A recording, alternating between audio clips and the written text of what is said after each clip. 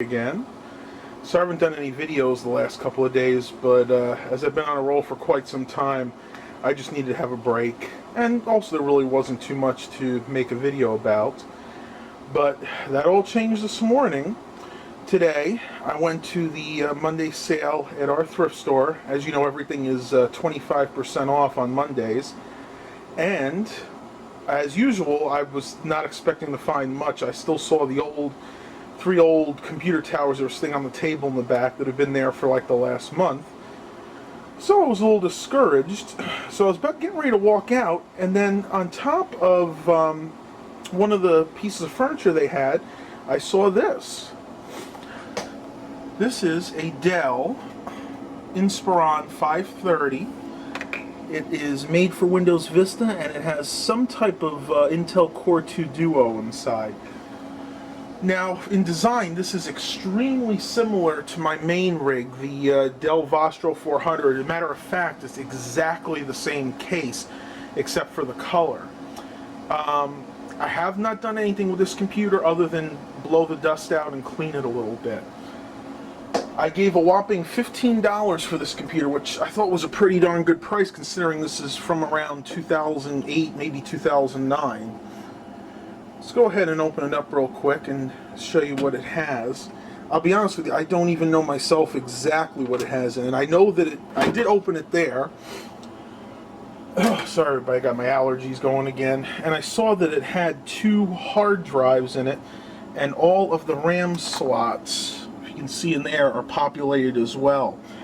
So before I go ahead and boot this up, I'm going to go take the RAM and the hard drives out just to see what's in here. As a note, when I was cleaning it, I did notice that the case fan power was unplugged. So I don't know if that bodes well or not for this motherboard. It may have just been that it got unplugged when I was blowing it out, but I'm not sure at this point. So I'll be back in just a minute. Alright, I'm back. Here are the 2 hard drives that are out. First one here is a Western Digital Caviar 320 gigabyte. Looks like it dates from June of 2007. Then we got a 160 gigabyte Samsung drive. Let's see if there's a date on there. There it is, from 2006. So I'm assuming that the Western Digital is actually the original hard drive. But that's pretty good. So 320 and 160 got over 500 gigabytes of hard drive space between the two. And the RAM stick, I didn't pull them all out because if you see in here, it is really hard to get to. So I kind of just took a flashlight and looked in, and they all appear to be the same. They're all 1 gigabyte Kingston DDR2 PC2 5300 modules. So basically this has 4 gigabytes of memory, some type of Core 2 Duo CPU, a 320 gigabyte Western Digital, and 160 gigabyte Samsung SATA drive. And as most of these were, this is a Foxconn motherboard. I think every one of these I owned has always been Foxconn. You can also see in there that it does have some type of dedicated video card. I'm not sure what it is yet. I'm not going to pull that out. Once we try to boot it up, it'll probably tell me. As long as there's something installed on here, of course. It's got the CPU fan and the case fan. All the capacitors seem to be in pretty good order, which I'm not surprised because this is a year or two after the capacitor plague ended. And on the bottom there we have a lowly modem. I guess we can go over the ports on the back here real quick. As you can see, it's got the VGA up there that's covered because it has the video card.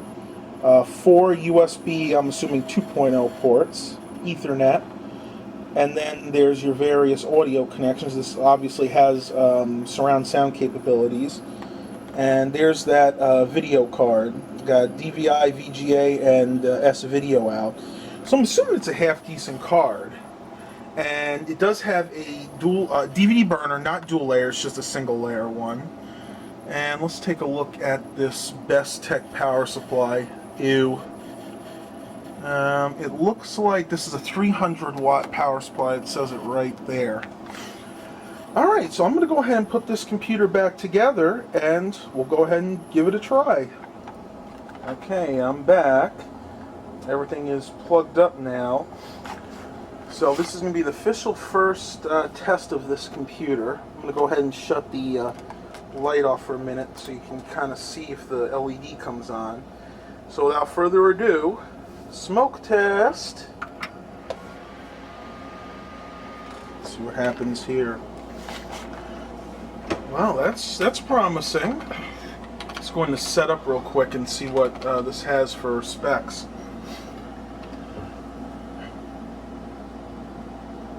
Okay, this has what looks like to be a 2 gigahertz Core 2 Duo CPU.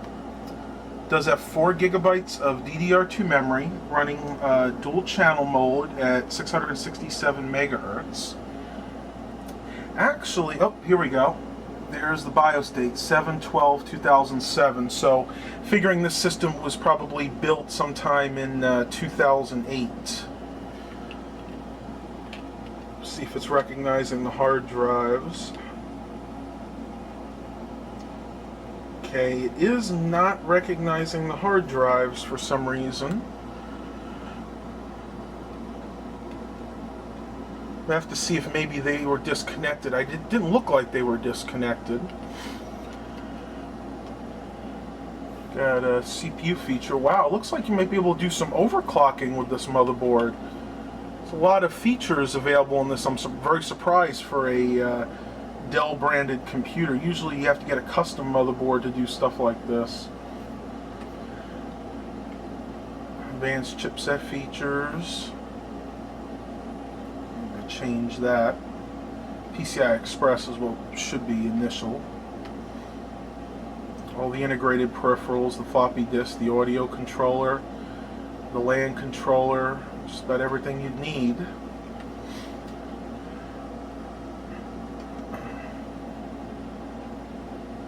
It's got the basic power management. Alright. So go ahead and exit this. I'm going to go take a look and see why those hard drives aren't being found. Okay, we can call this my brain fart for today. I opened this up and I just realized I totally forgot to plug everything back in. That's why the hard drives couldn't be found. So let's go ahead and plug all this in.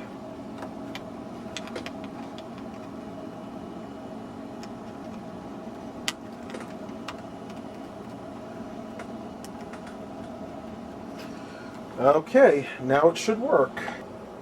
Alright, take 2.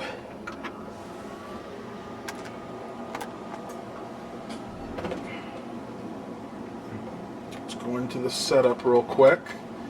Go ahead and verify that those 2 hard drives are working.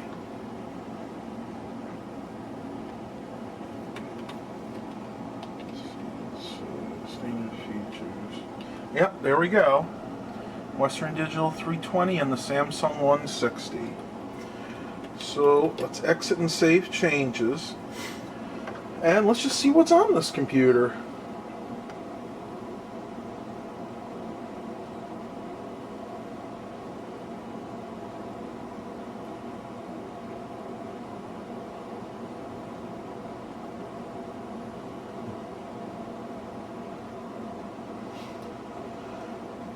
Huh. Well, looks like whoever got rid of this computer did the right thing, and looks like all those hard drives are blank.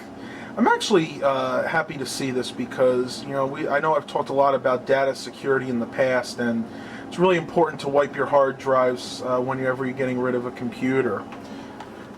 So that's about the extent of what we can do with this computer right now.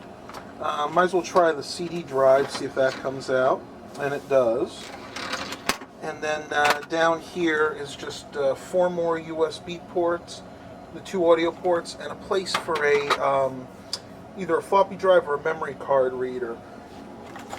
So, my plans for this computer, well, I know this is probably going to be controversial with quite a few of you guys, but I'm thinking this is going to replace my AMD X2 computer over there running Linux. Theoretically, this computer is slower, but to be honest with you guys, I'm not an AMD fan. I've always liked Intel chips, so I think I would rather have this computer than that one. So what I'm going to do is go ahead and load up Linux on this computer. Now that'll be in a separate video. So that's going to be about it, folks. I'm really happy to have found this today. This was just the quick review of the Dell Inspiron 531 desktop from about 2008. Well, until next time, have a blessed day, everybody.